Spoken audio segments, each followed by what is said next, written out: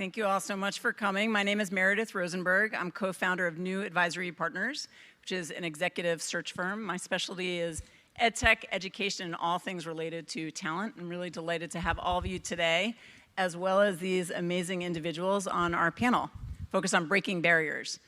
We have Sunil Gunderia from Age of Learning, Matt Greenfield, Rethink Education, Jenny Lay-Flurrie from Microsoft, and Mariella Satow. We are going to have a 40-minute conversation. We have many topics to focus on, but all of these individuals are creators and builders, and I'm excited to dive into the topics that we talked about when we were prepping for the panel, really focused on disability, inclusion, accessibility, and how do we create organizations that are that have accessibility at its core. The topics that we thought we would center on today really focus on three main areas: product, investment, and talent and workforce, all related again to accessibility and broadening the funnel to bring people with disabilities into the workforce, create products that are more accessible, and really just promote innovation for everyone. So with that context, oh, and I should say that we may have time for questions, so we will see how the conversation flows, but all of us are open to individual discussions afterwards in the hallway.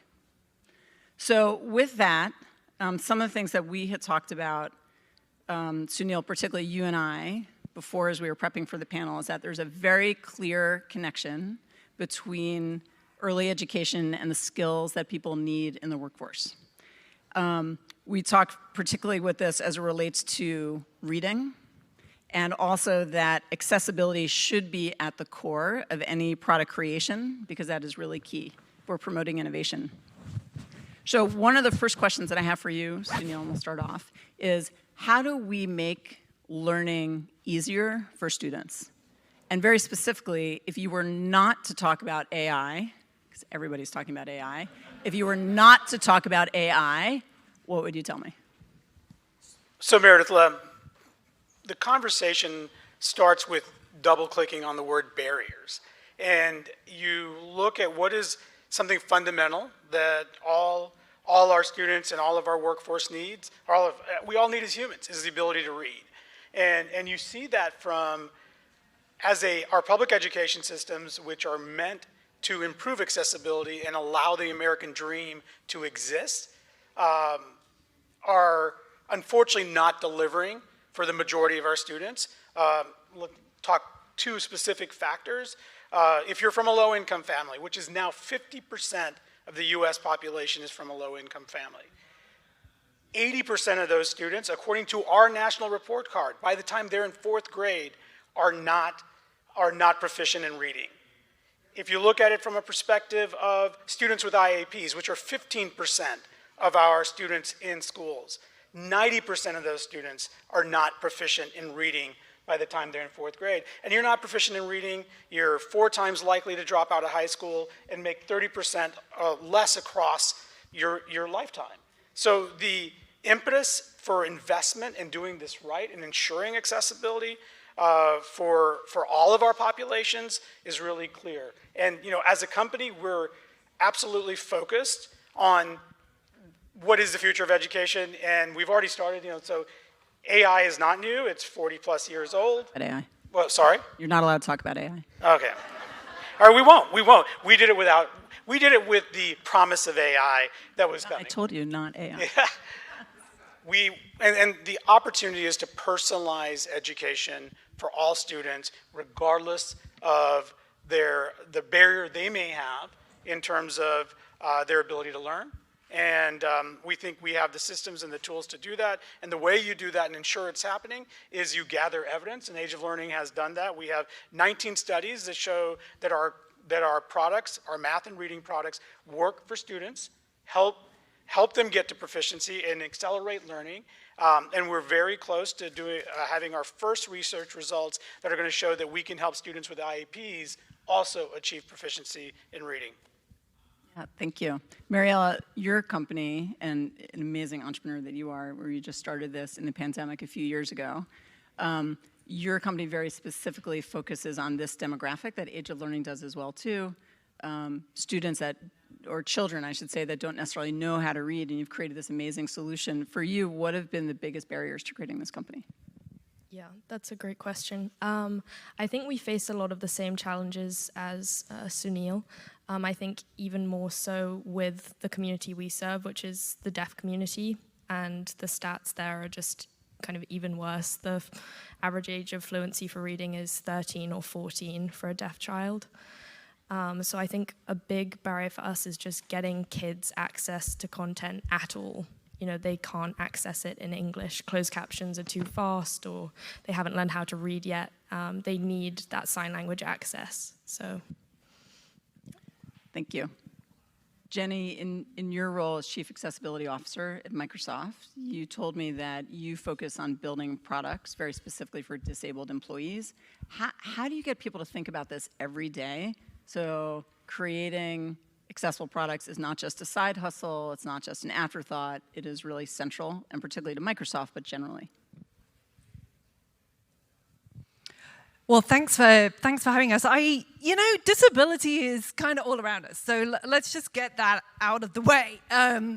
It is, in America, 26% of the population. It is majority what you can't see. You wouldn't know that I'm deaf.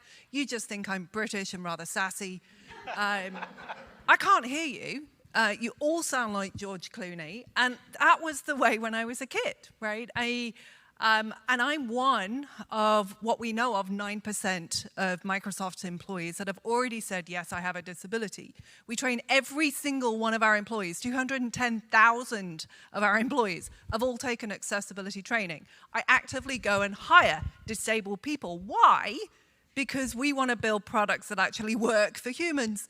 And disability is part of the human experience. So for us, it would be rather candidly stupid if we didn't embed accessibility and disability into the fabric of what we do. And bluntly, we would be building technology that wouldn't work for a quarter of the population. And I think the other one we've really got to wallow in here, because I love the word wallow, is the fact that if you build with and for disability, you actually build technology that works for all. Who here listens to audiobooks? That's most hands. I don't. Truth.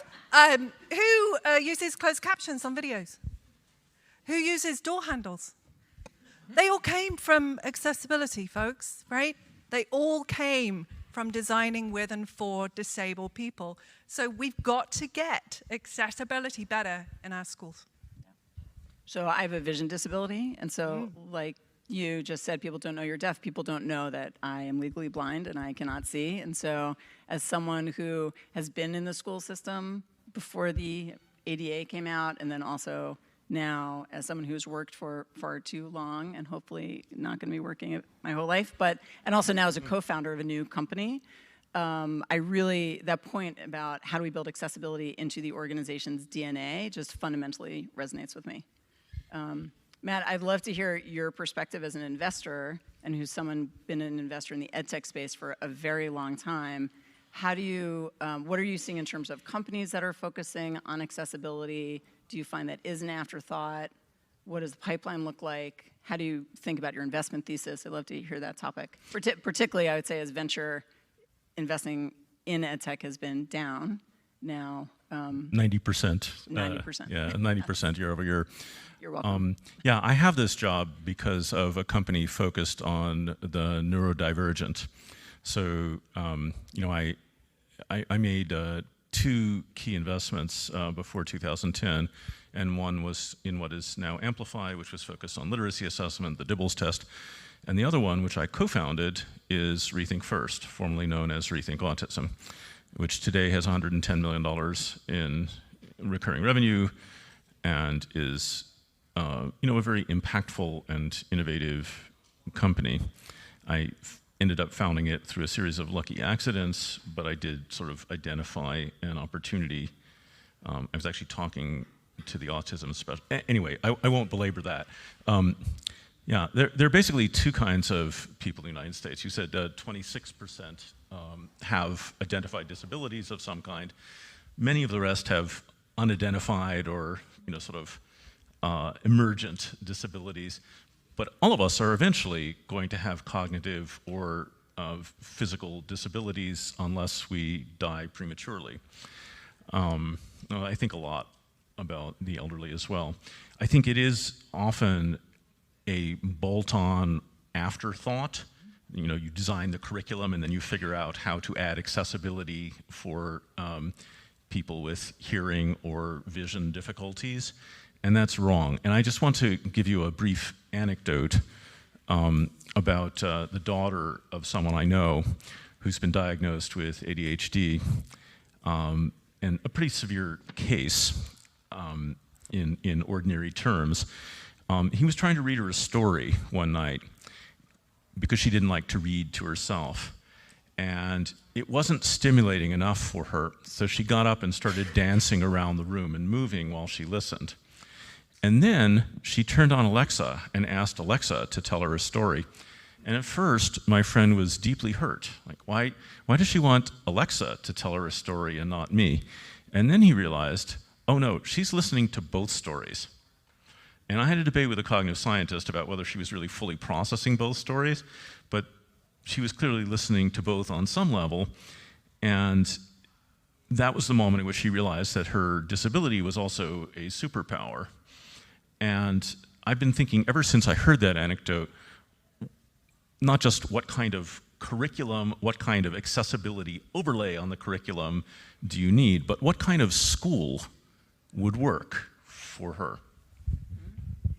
Yeah, so really creating a school, and I think we had also, all of us talked about a workplace, right, that is accessible and enables people with disabilities, whether that is neurodivergent, physical, others, to really thrive, be happy, and be most productive. Yeah. Jenny, what have you seen at Microsoft in terms of that?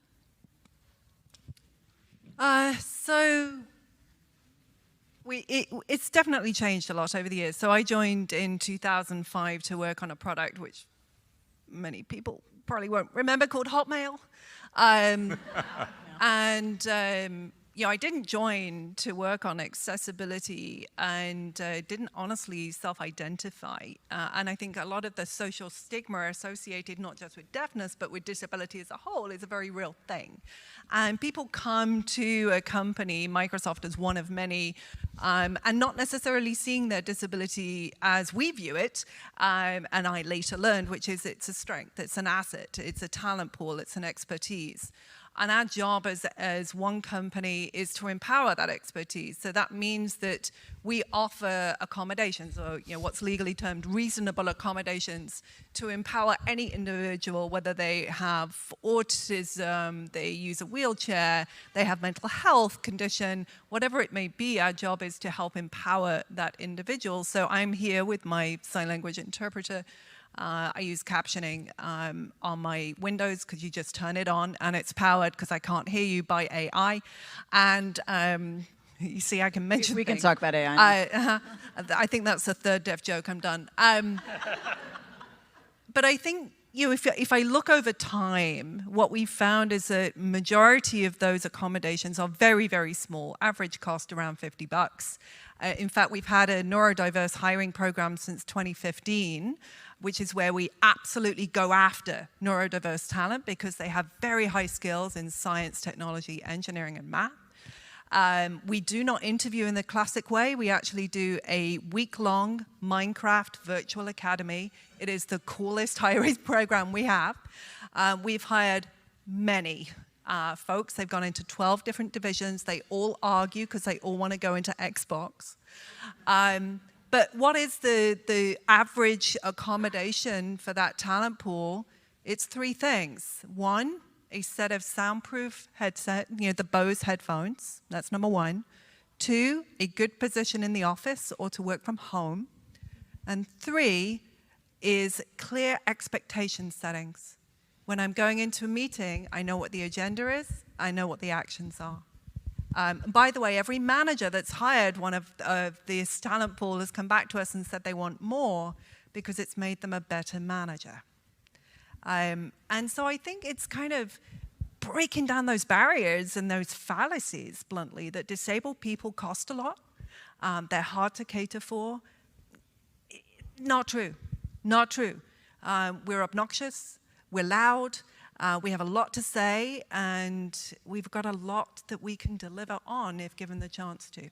But those three things don't sound really different Nope. than what you would give any employee, right? So clear expectations, flexibility to work from home, and give them the right tools, right? So maybe the tools are headphones, maybe it's the right computer, maybe it's the right printer. It could be anything, but again, that sounds very similar, with maybe execution is slightly different, but similar parameters that you give any employee.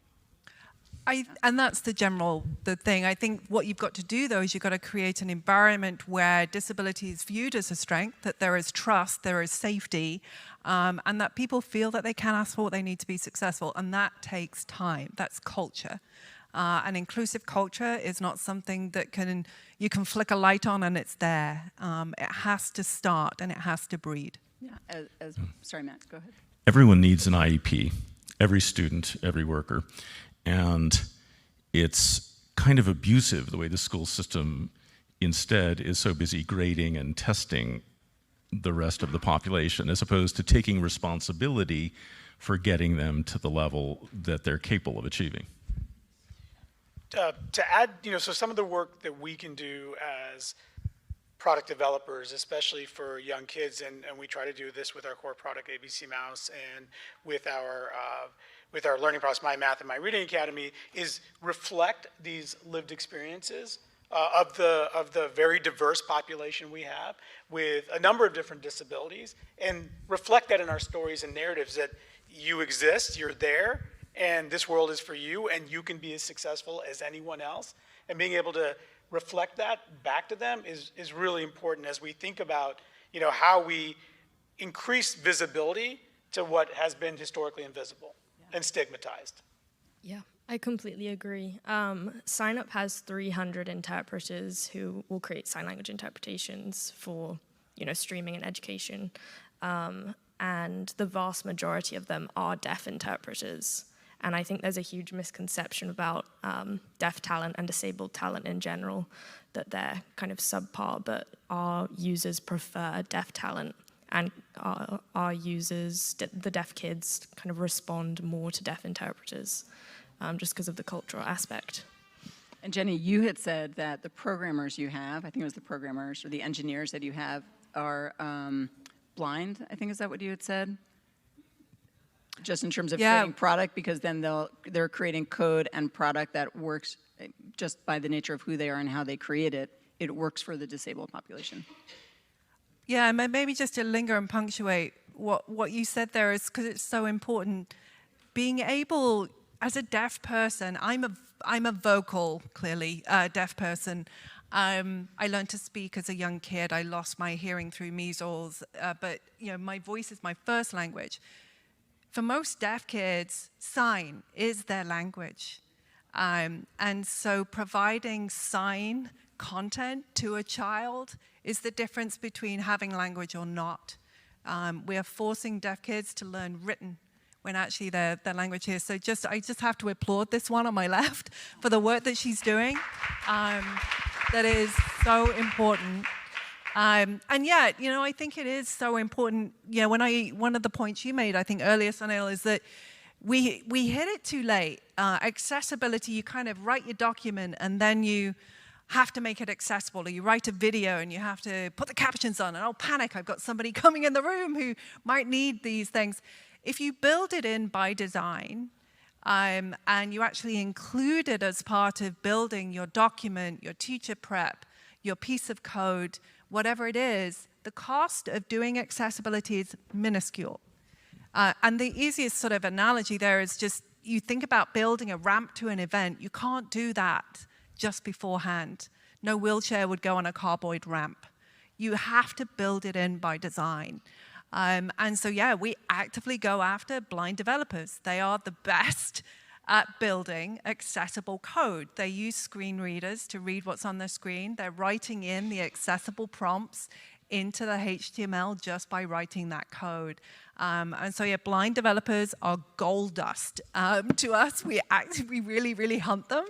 And we also hunt a lot of deaf talent as well, because we're building captioning into all of our products. Microsoft Teams and sign language view is something in that we use for deaf talent using, just normal communications platform. That was all created by a deaf engineer. So yes, the better products are always going to be designed by those who use them every day. Thank you. Yeah, and the point about culture that you were saying before is really what you just put a fine point on, is that creating an organization where accessibility is just the way of doing business, not oh, I have people coming to my event, how do I wrap that around? Yeah. And so often we don't see that, so I work with nonprofit as well as private sector companies, and I can tell you that those that think about accessibility from the very beginning, they're much better able to attract and retain top talent. And that is the way to make or break the success of a company. Yeah. Yeah. Matt. As you were saying before, there is a strong correlation between mathematical and scientific ability on the one hand and autism spectrum disorder on the other. And so a lot of the companies that are most profitable and have the highest promise, I won't mention AI, but AI-free zone. yeah. But tech companies, as well as finance companies, have a disproportionate number of people who are on the spectrum, diagnosed or not. And so any organization that isn't thinking about how to be inclusive and make the workplace friendly for them is going to be at a serious disadvantage. As a recent co-founder, our company is a year old. I could tell you I could not agree with you more. Yes. So just on that point, though, are you seeing other investors pick up this mantle and say, yes, we really have this as an investment thesis, we're really focusing on this population, these kinds of technologies? There are a couple of relatively small funds specifically focused on neurodivergence. I don't know of any focused on physical disabilities in particular. The generalists seem to get indicated when they see something with very rapid growth, like, I guess, marker learning. They're a small number. I think for anyone interested in K-12 companies right now, as we approach the pandemic funding cliff,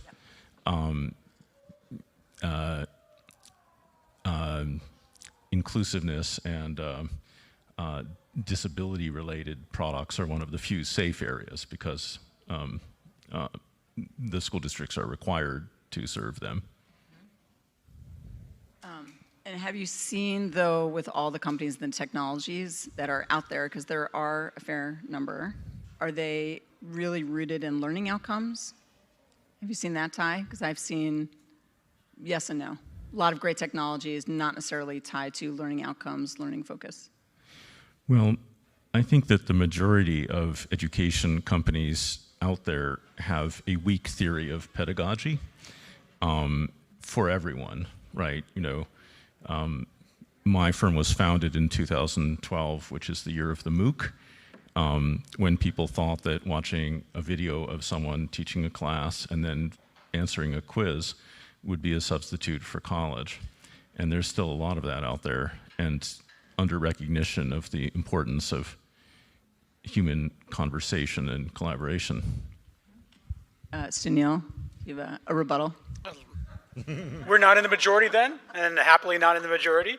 We backward design from how do we use learning science to solve a problem, solving problems around proficiency in reading and math for those populations, for all populations, and certainly those furthest from opportunity, was our guiding principle as we started developing. We went through iteration cycles to achieve that, and as I mentioned before, you got to be evidence-driven. I mean, we are only going to see the unlocking of our population in terms of what is going to be really a potential to be amazing future for all. But we have to start early, and we have to focus in on what's important. And I think being outcome-based in terms of our approach as product companies is really key to unlocking that future. Switching topics just slightly, although related, I know, Mariella, when we were talking earlier, you had said that it's been a challenge to attract capital and investors. And I would love to hear more about that. And Matt, I'd love to hear your answer to why that is, Yeah, definitely. speaking for all investors. There has been kind of an issue with convincing VC funds and individual investors that disability and accessibility is something to invest in. A lot of my meetings have kind of ended with the fund or individuals saying, why don't you turn this into a charity, a nonprofit, 501c3? They don't see value in investing in it. And I think the same with our customers, with streaming platforms and education platforms. They see accessibility as kind of a nice add-on, but not a necessity. And our kind of mantra is signing as a language, not an accommodation. So I think that's been a challenge with raising funds, and a lot of our current investors have a personal connection to deafness or disability, which is disappointing, but we're trying to change that. But Matt, I would love to hear your perspective. Yeah, tell us. Well, I don't know very much about your companies, but yeah, there's a lot of caution among venture capitalists right now. In particular, I think that the uncertainty of the funding situation in K-12, the fact that thanks to the bungling of the rollout of the new FAFSA, colleges are about to experience catastrophic declines in enrollment. Large corporations have become a little bit more cautious about hiring, even though the labor market remains tight. Spending on hiring-related technologies has gone down. So it's understandable that venture capitalists have become more cautious. They also have a preference for pure software solutions that don't have a services component in general for margin-related reasons. So those could be some of the factors. But also they don't like things that are different in general. Which feels opposite the theme of this panel. So Jenny, I love your perspective. You work at one of the largest tech companies in the world that clearly is focused on this. So how do we reconcile that, where we don't necessarily have funds that are flowing in to support companies that focus on accessibility and disability, yet Microsoft has really led the way in that world? It's hard to hear, isn't it? Okay, that wasn't a deaf joke. But I really think it is, because the reality is that there are legal things that we all need to wallow in here, right? Accessibility isn't something that's optional. Let's get that out the way. The ADA is here for a reason. Even last week, there were some landmark rulings on the applicability of ADA in the digital environment. This isn't optional. And I have to say that, by the way, not just as a technologist, but as a mom. I'm a mom of 4. 2 of my younger kids, youngest being 16, are both autistic. I'm a deaf mom. I will say that in the school district that I'm in, I'm known.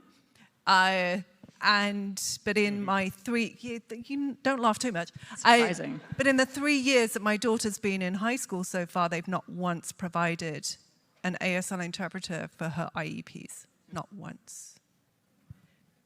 Now, we're going to fix that, trust me. But these things are still not being adhered to. The law is still not being followed. And then you look at the principles of inclusion, which denote that if you have captioning on a video, people are more likely to watch it. In fact, 3 times more likely to watch it if there are captions on that video. If you have a low vision or blind kid, they no longer need to be taken out. Technology can enable that child to stay in the room.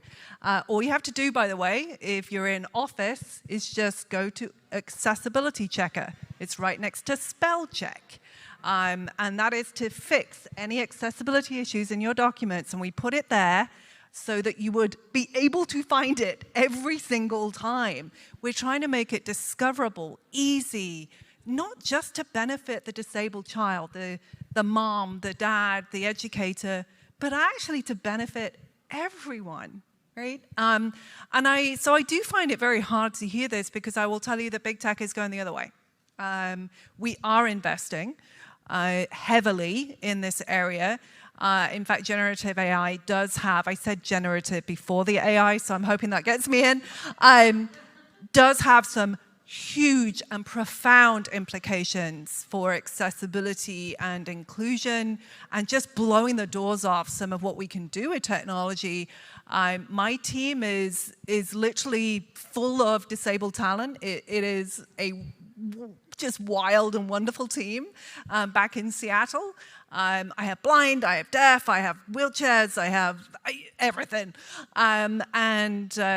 Our team meetings are all built on Microsoft Teams and Word and PowerPoint and all these wonderful, lovely things that we speak.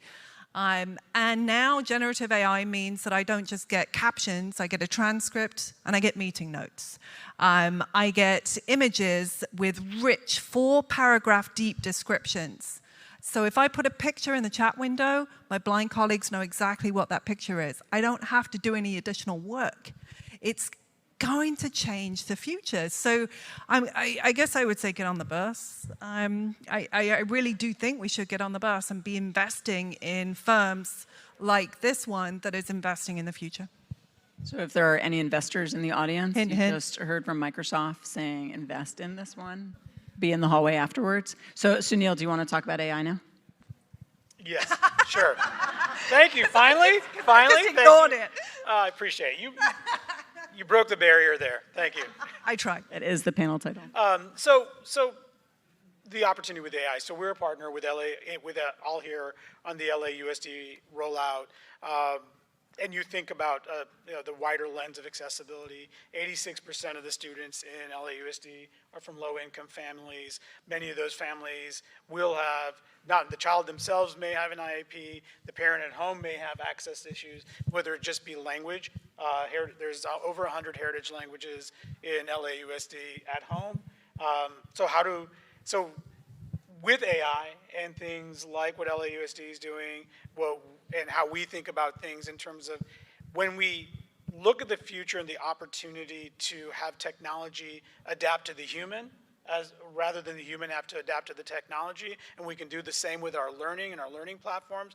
Not only can we do it for the student, we can now use technology like AI to do it for the teacher so that they can drive instructional strategies for every student in the class based on what the data is telling them and based on what they know about the student, their IEP status, their socioeconomic status, and then serve the parent through multiple, 100 different languages, their heritage languages home.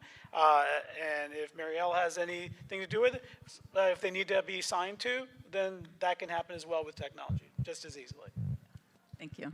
You were holding that back. Thank you. So I'm an investor in that company all here that partnered with LAUSD. And I will just parenthetically note that the founder, Joanna Smith Griffin, is neurodivergent. She's a stutterer. And I think that was part of why she was just completely overlooked by the venture capital industry for quite a long time. So these students that are in the schools now that we're talking about, these founders, again, I know that you are recently entering college, but eventually we will move into, this population is going to be our future workforce. And so how do we continue to get them into the workforce? So if we're taking care of them, Sunil, you mentioned the products at age of learning. But if we are taking care of them now in their early formative years, they graduate from school, they go into workplaces, how do we ensure there is continuity? So how do we focus on getting this particular talent demographic into the workplace? And again, something that I think about, again, as a recruiter, very specifically about, focused on diverse talent, new kinds of talent that have been really overlooked previously. Do you want to answer, Jenny?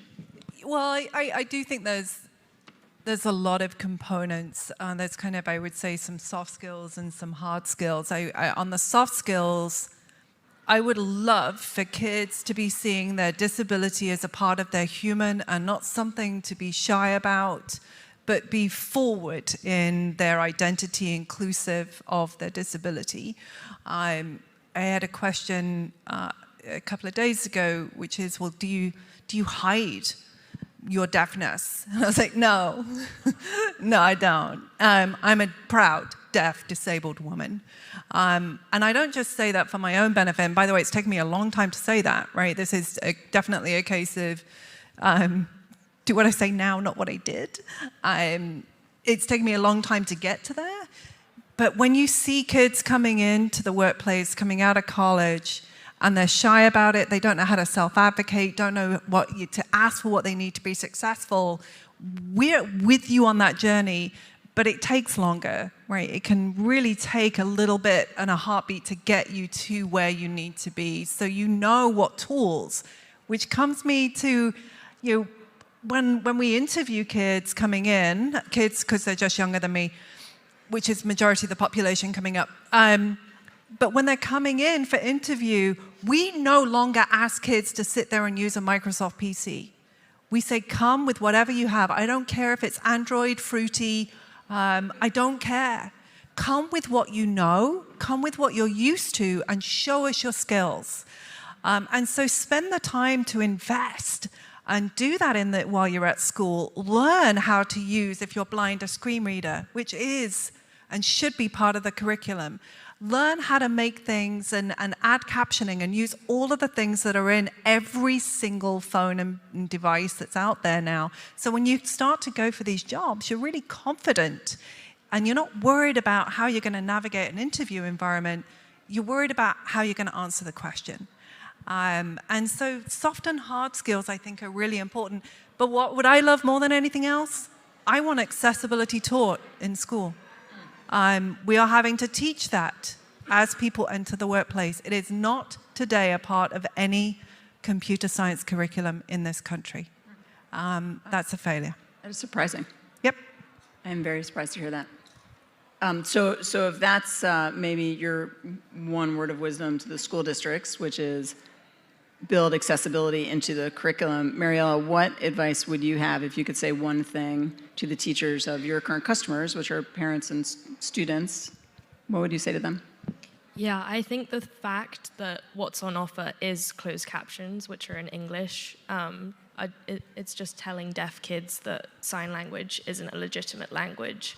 And I think it really affects deaf children's confidence when they don't see sign language kind of mainstreamed.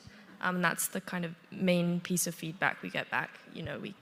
Deaf kids have been able to be in mainstream classrooms because of sign language access. And they can learn alongside, mainstream kids, which is huge. And I think with that sign language access comes, greater confidence and,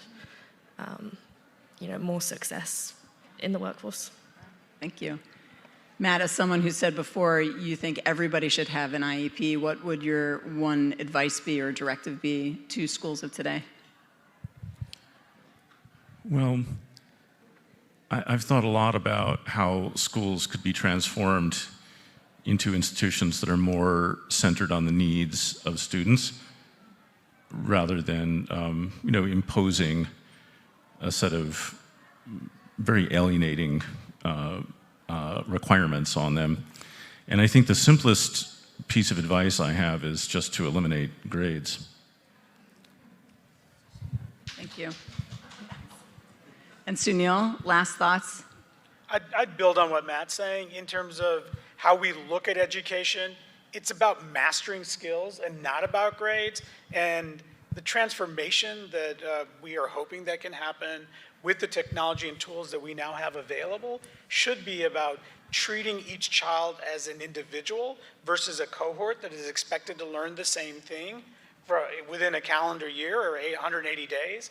Like, we need to recognize and accept that we are human, and being human means that we are not average. And working on the margins and solving for that is how we ensure that we as humans will continue to flourish.